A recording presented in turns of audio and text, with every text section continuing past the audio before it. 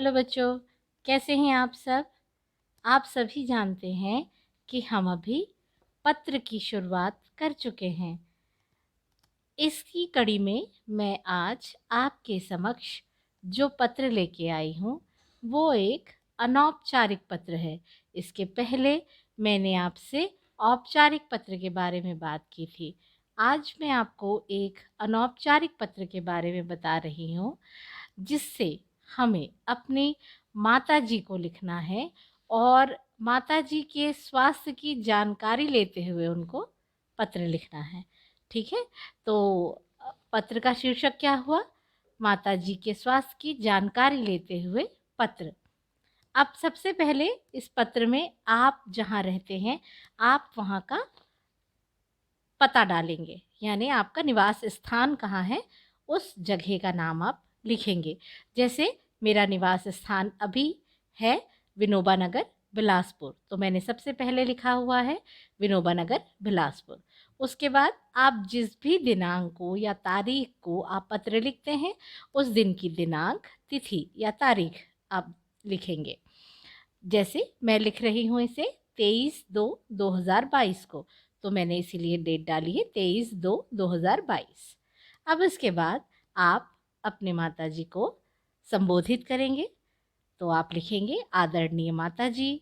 फिर आप उन्हें प्रणाम करेंगे, तो हम माताजी को चरण स्पर्श करते हैं, क्योंकि हम माता और पिता दोनों को भगवान तुल्य मानते हैं या ईश्वर तुल्य मानते हैं, इसीलिए हम उन्हें चरण स्पर्श करते हैं। आगे आप लिखेंगे कि मुझे पिताजी के पत्र से पता चला कि पिछले दिनों आप घर पर सीढ़ियों से फिसल गई थीं और आपको काफ़ी चोट आई थी। आशा है आप डॉक्टर की सलाह मान रही होंगी और पूरी दवा भी ले रही होंगी। आप अपना खाने पीने का विशेष ध्यान रखिएगा। अर्थात आप सबसे पहले ये बता रहे हैं कि आपको कैसे पता चला कि माताजी अस्वस्थ है। उसके बाद फिर आप उनसे उम्मीद जता रहे हैं कि आप डॉक्टर की सलाह ज़रूर मान रही होंगी और पूरी दवाई भी समय पर ले रही होंगी, और साथ ही साथ आप उनकी चिंता करते हुए और आप उनकी सुरक्षा का ध्यान रखते हुए उन्हें ये भी सलाह दे रहे हैं कि आप अपने खाने पीने का विशेष ध्यान रखिएगा। क्योंकि आप सभी को पता है, अगर किसी की तबीयत खराब होती है या कोई अस्वस्थ होता है तो खाने पीने पर विशेष ध्यान दिया जाता है। इसलिए उन्हें ताज़ा खाना दिया जाता है। उनके जो दवाइयाँ उनकी चलते रहती हैं उसमें कुछ चीज़ों की मनाही होती है, तो उन चीज़ों का ध्यान रखा जाता है। तो इस तरीके से डॉक्टर की जो भी सलाह होती है उस सलाह को मद्देनज़र रखते हुए या मानते हुए हम सारी प्रक्रिया को पूरी करते हैं। तो उसी प्रक्रिया के तहत हम ये हिदायत ज़रूर से देते हैं कि खाने पीने का विशेष ध्यान रखिएगा। मैं यहाँ ठीक से अपनी पढ़ाई कर रही हूँ, मेरी आप बिल्कुल भी चिंता ना करें। ये आगे के पैराग्राफ में आप लिखेंगे। ये इसलिए लिखेंगे क्योंकि आप भी जानते हैं, अगर आपको या आपकी मम्मी को ये पता चलता है कि आपकी मम्मी की तबीयत ख़राब है, तो मम्मी को सबसे ज़्यादा किसकी चिंता होती है? अपने बच्चों की चिंता होती है। और बच्चों को अगर पता चलता है कि माँ की तबीयत ख़राब है, तो बच्चे बहुत ज़्यादा परेशान हो जाते हैं और वो अपना काम पूरी तरीके से नहीं कर पाते हैं। जैसे बच्चों की तबीयत ख़राब होती है तो मम्मी को बच्चों के पास आने का मन करता है, वैसे ही अगर मम्मी की तबीयत ख़राब होती है तो हर बच्चा चाहता है कि वो उस वक़्त अपनी माँ के पास रहे और अपनी माँ की कुछ तो सेवा कर सके। ये दोनों तरफ से होता है। तो इसी बात को ध्यान में रखते हुए आप अपनी बात ऐसे अपनी मम्मी से करेंगे कि आप मेरी चिंता ना करें, मैं अपनी पढ़ाई यहाँ पर ठीक से कर रहा हूँ या कर रही हूँ। आशा है आप जल्दी ही स्वस्थ हो जाएँगे। साथ ही साथ आप अपनी मम्मी से ये बात कहेंगे कि मम्मी, मुझे पूरी उम्मीद है कि आप जल्दी स्वस्थ हो जाएँगी या जल्दी ठीक हो जाएँगी। है ना? तो वही चीज़ यहाँ पत्र में कही गई है।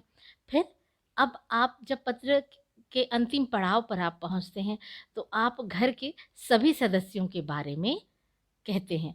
तो इस पत्र में भी हम यही करेंगे।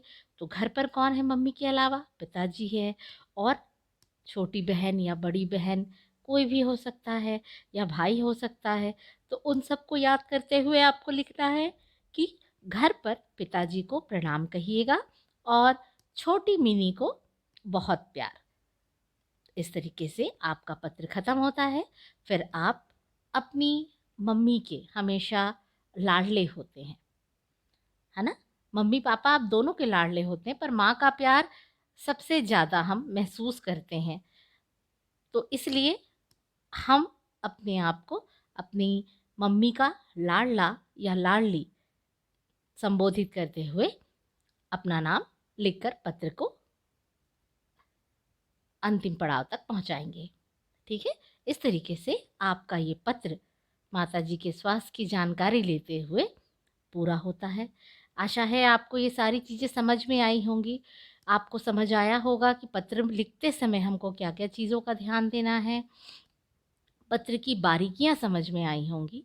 अगर आप इसे चरणबद्ध तरीके से सुनते हैं और समझ कर लिखने की कोशिश करते हैं, तो शब्दों का चयन आप अपने हिसाब से कर सकते हैं।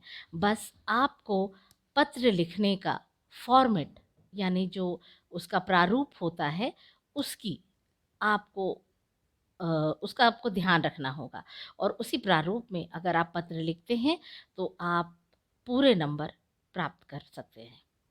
ठीक है? तो ये सारी चीज़ों का ध्यान रखिएगा। आशा है आपको इस पत्र को सुनकर, पढ़कर, देखकर काफ़ी मदद मिलेगी अपनी आगामी परीक्षाओं की तैयारी में।